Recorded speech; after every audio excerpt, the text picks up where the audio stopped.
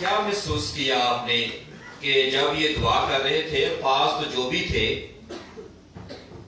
लेकिन जब मैंने कहा कि आंखें बंद करके अपने खानदान को अपने सामने लाए, तो क्या आपने महसूस किया कि आपका खानदान आपके साथ था? आपके बहन भाई आपके साथ थे, आपके माँ बाप, आपके रिश्तेदार आपके साथ थे, जिस्मानी तौर पर ना सही, लेकिन हमने दुआ में उन्हें अपने साथ रखा। तो यही एक तरीकाकार है कि जब हमारे अपने हमारे साथ ना हो तो हम उन्हें अपने साथ कैसे रख सकते, हम उन्हें कैसे एक जगह पर इकट्ठा कर सकते? और वो वाहिद जरिया है दुआ।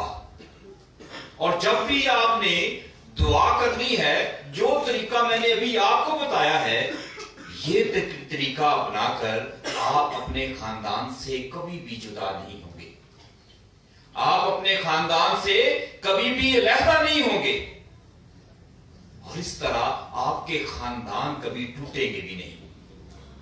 और अगर रेगुलर बाकायदा तौर पर मुसलसल सुबह दोपहर शाम खानदान के लिए इसी तरह दुआ की जाए तो खानदानों में तरक्की होती। ये जो मैंने आपको बात बताई है, ये दुआ मैं करता हूं। मेरा खानदान, मेरे बहन भाई मेरे साथ नहीं होते, लेकिन जब मैं दुआ करता हूं तो मैं अपनी आंखें बंद करता हूं और मेरी आंखों के सामने एक मखसूस तस्वीर बन जाती। वो मेरी वालदा इस दुनिया में नहीं है, लेकिन मुझे लगता है वो मेरे इस साइड पर बैठ गई। दूसरा नंबर, जब मैंने अपने बाप को याद किया, वो बैठ गया।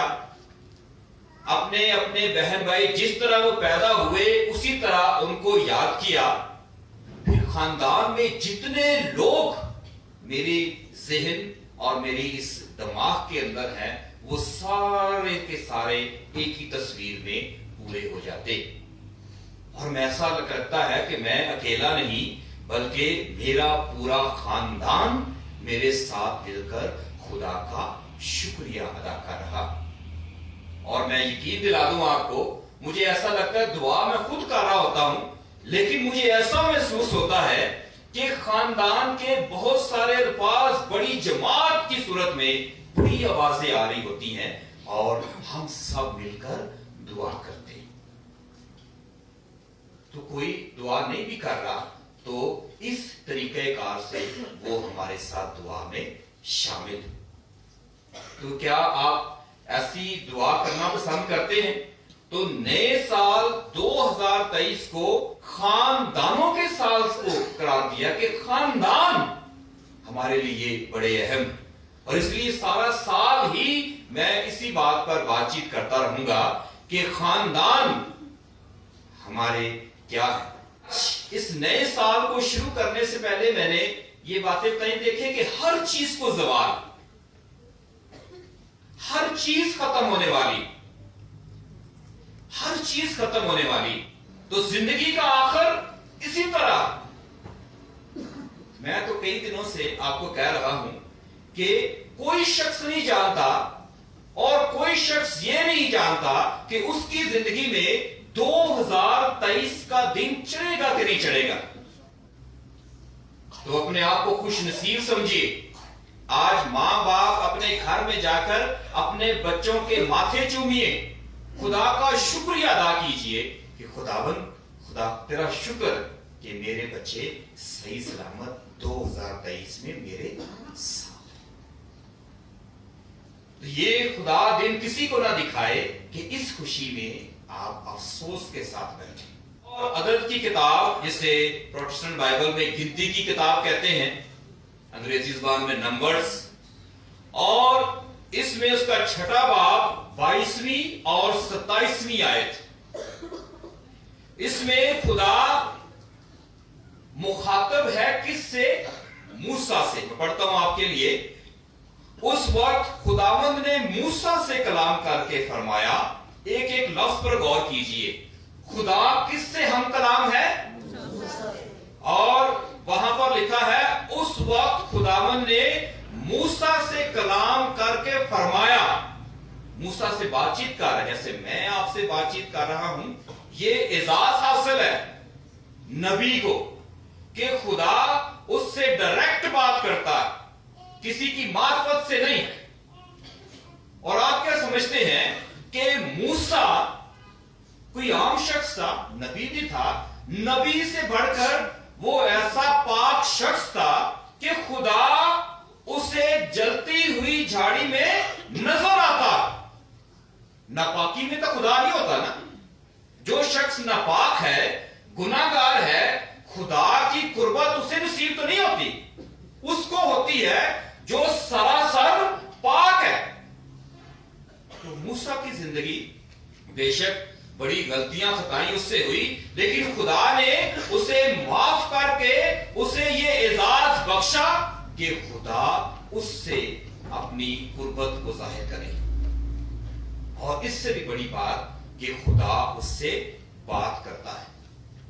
लेकिन मूसा पाक है, खुदा की हुजूरी में रह सकता है, दुआ करता है, और शायद अगर वो खुदा को छूकर आता है तो हम उसे छुए तो हम भी पाक हो जाए, इतनी पाकीज़गी इसके अंदर।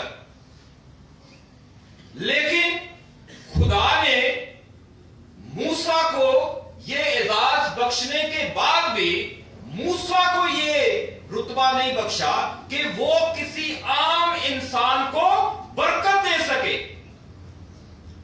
मूसा बरकत नहीं दे सकता था। आप लोग तो ये समझते हैं ना, कोई भी बंदा आपको पाक साफ नजर आता है, दुआ करता है, इबादत करता है, रियाजत में रहता है, तो आप कहते हैं जी आओ जी सानू बरकत दो,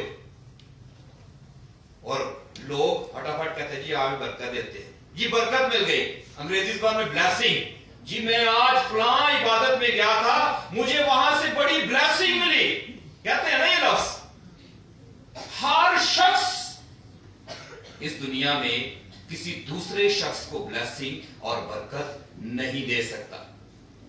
अगर दे सकता होता तो खुदावंद का कलाम अदद की किताब उसका 6 बाब और 22वीं और 27वीं आयत में खुदा मूसा से कहता कि तू जा और जाकर कौम इस्राएल को बरकत दे।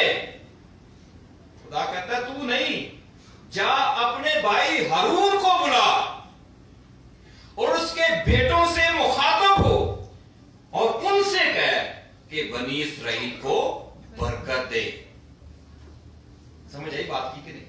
कि हर बंदा नहीं कि उठ के कहे कि जी मैं आपको बरकत देता हूं, उठो जी आपको मैं बरकत देता हूं। बरकत खुदा ने मखसूस लोगों के जिम्मे लगा रखी है कि वो ही मेरा ये काम करेंगे, और उसके अलावा खुदा ने किसी को ये एजाज और ये शरफ नहीं बख्शा। और इसीलिए ये वो बरकत है जो कलीसिया को, लोगों को और ईमानदारों को दी जाती है। बरकत की भी कई इकसाम है, मैं आपको बताता हूं अभी कि ये बरकत वो खुदावंद से कहता है कि बरकत देनी कैसे। खुदावंद अल्फाज भी उसका चुनाव करता है। वो कहता है कि जब तू इस्राएल कौम को या आज के दौर में अगर लोगों को बरकत दो तो उनसे क्या कहो कि खुदावंद तुझे बरकत बख्शे, गॉड ब्लेस यू। खुदावंद आपको बरकत बख्शे और बरकत दे। और उसके बाद खुदावंद क्या कहता है, और वो तेरी हिफाजत करे। और उसमें आप क्या समझते हैं कि खुदा आपकी हिफाजत की जरूरत है? चलो हमारे चर्च में बाहर लोग अहलकार मौजूद है, पुलिस मौजूद है और दूसरे लोग भी मौजूद हैं, उनका शुक्रिया। आप जब यहां से चले जाएंगे तो क्या खुदा आपके घर की हिफाजत या उस घर की हिफाजत करेगा कि चोर ना आ जाए, या कोई दहशतगर्द ना आ जाए, या कोई ऐसा शख्स ना आ जाए कि आपके घर को वो तबाह बर्बाद करे? खुदावंद यहां वो वाली हिफाजत नहीं कह रहा। यहां पर खुदा कह रहा है कि वो तुम्हारे घर की हिफाजत करे। किससे? उससे उससे जो घर को तोड़ देता। कौन तोड़ता है घर को? शैतान से हिफाजत करे, शैतान के बुरे इरादों से आपकी हिफाजत करे। शैतान का सबसे पहला वार हमारे खानदान पर कौन सा वार होता? बताएं, कौन सा वार सबसे पहला खानदान में वो करता? नाइतफाकी। नाइतफाकी वो एक मुहावरा भी है ना अंग्रेजी में कि डिवाइड एंड रूल, कि इनको आपस में लड़ा दो और बाद में बेशक इन पर हुकूमत करते रहो। यूनाइटेड, इकट्ठे, उनका कोई भी बाल बनका भी नहीं कर सकता, उनको कोई नुकसान नहीं पहुंचा सकता। अकेले अकेले को लोग पांव के नीचे कुचल देते, रोन देते। तो खुदावन कहता है कि अपने काहिनों को कि अगर तूने अपनी कलीसिया को बरकत देनी है तो ये बरकत दो कि खुदा उनकी हिफाजत करे। किससे? शैतान से। शैतान के खानदान ने तोड़ दी तो खुदा उनको उनके इस टूटने से बचाना चाहता है। तो कितने लोग हैं ईमानदारी से बताइए, कितने लोग सुबह उठकर यह दुआ करते हैं कि खुदावन मेरे खानदान की हिफाजत कर।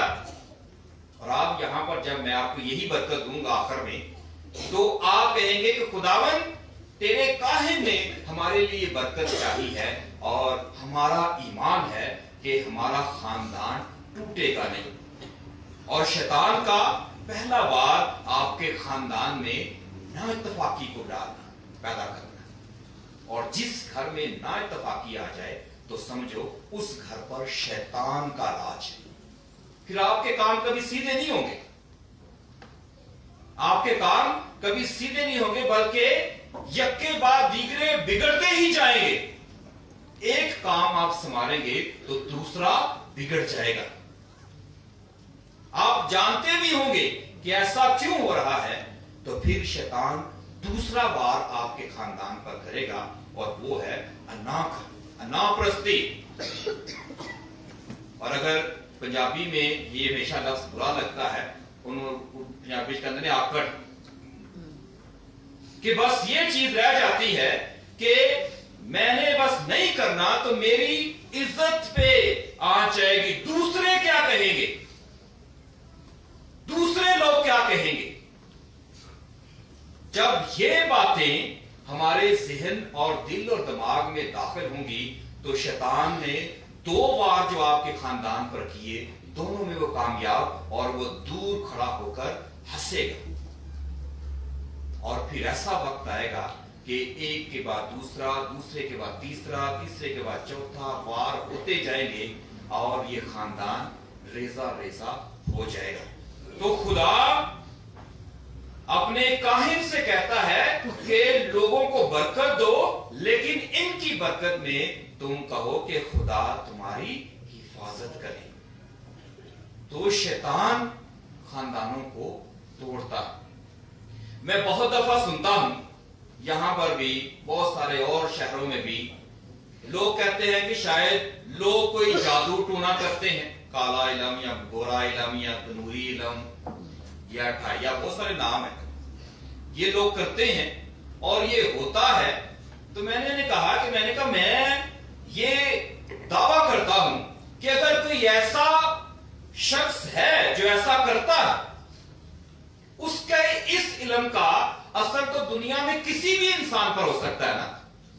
अगर इंसानों पर यह असर करता है तो उसके इस असर से क्या दूसरे इंसान मुतासर हो सकते हैं?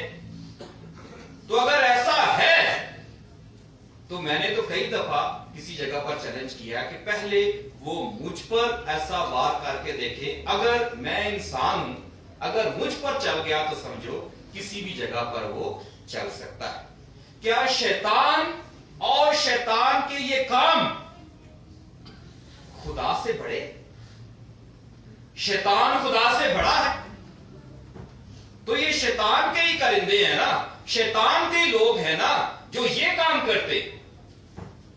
तो इसलिए हम मसीहों को तो इससे डरने और घबराने और परेशान होने की जरूरत नहीं। और इसीलिए हमें इसलिए परेशान होने की जरूरत नहीं है, क्योंकि आज के दिन खुदा अपने काहिनों से कहता है कि खुदा से दुआ करो, उसकी बरकत दो और लोगों को कहो कि खुदा उनकी हिफाजत करे। जिनके साथ खुदा है, ये शैतान और शैतानी कुव्वतें उनका कुछ नहीं बिगाड़ सकते। यकीन मानिए कि आज तक मैं ऐसा तजर्बा करना चाहता हूं। मैं चाहता हूं कोई ऐसा शख्स मुझे मिले जिसे अपने आप पर पूरा एतमाद और गुरूर हो कि मेरा बचा होया बंदा नहीं छोड़ सकता।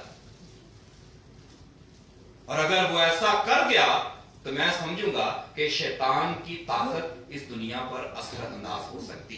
क्यों नहीं ऐसा कर सकता? फिर बात करूंगा, क्योंकि खानदान में मां और बाप ने यह सिखाया ही नहीं पहले दिन से कि किसी चीज से तूने डरना। आज तक नहीं, कभी नहीं कहा गया चुप कर जा बिल्ली आ जाएगी, बाप ने या मां ने, चुप कर जा बाहर फड़न वाले आ गए।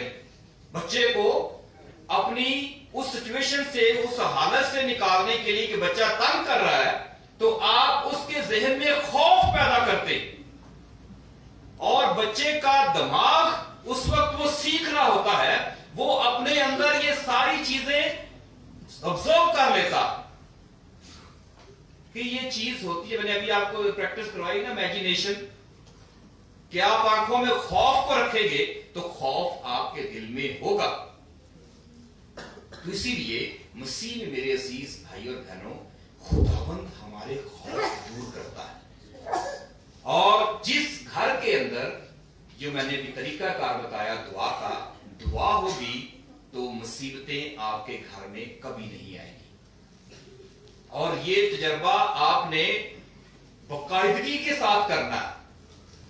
और जब आप महसूस करें कि आप अकेले, आपके रिश्तेदार आपके साथ नहीं है, आपके अजीज दोस्तों ने आपको छोड़ दिया है, तो आप ये रूहानी तौर पर अपने इन तमाम अजीजों को जिस दुनिया से चले गए इकट्ठा कर लें।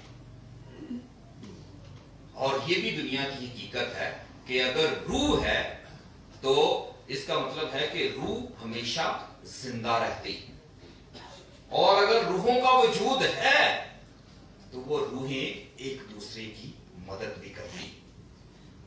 तो इसलिए वो आप अगर खानदानी तौर पर अपने उन अजीजों को याद करते हैं तो आपके खानदान पर वो कभी भी कोई ऐसी आफत और मुसीबत नहीं आए। तो ये याद रखें कि अगर आपके अजीज खुदा के पास हैं तो हमें तो अभी पता नहीं, ये इस बात का यकीन दिलाना है अपने आप को कि हमारी दुआ खुदा तक पहुंची है कि नहीं पहुंची।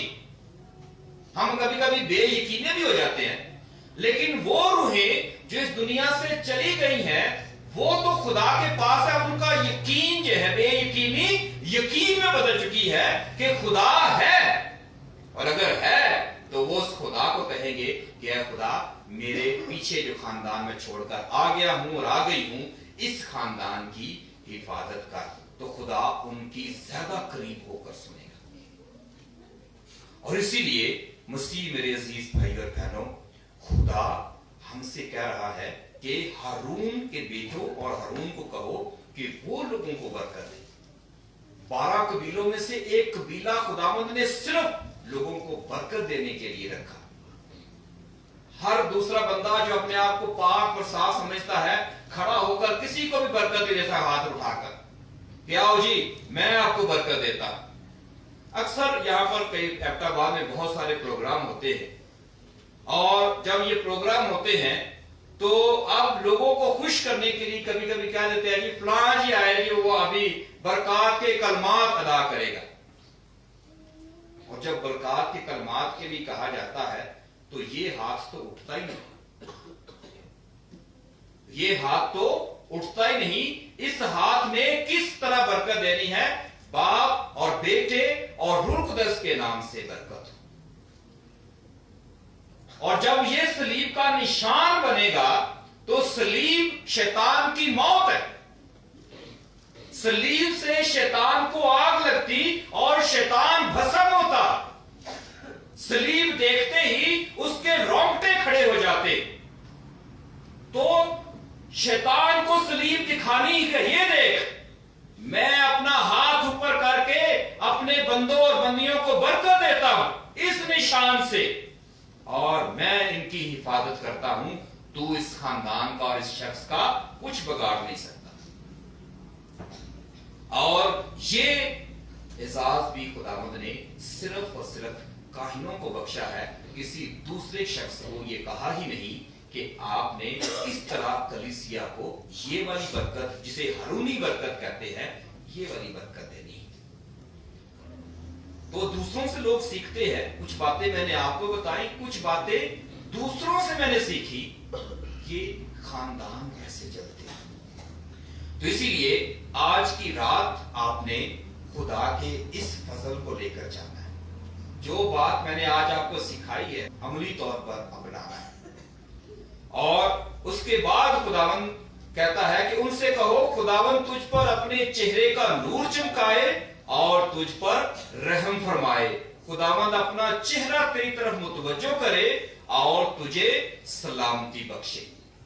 और आखिर में कहता है, वो मेरा नाम बनी इस्राएल पर पुकारे और मैं उन्हें बरकत दूंगा। बरकत खुदा नहीं देनी,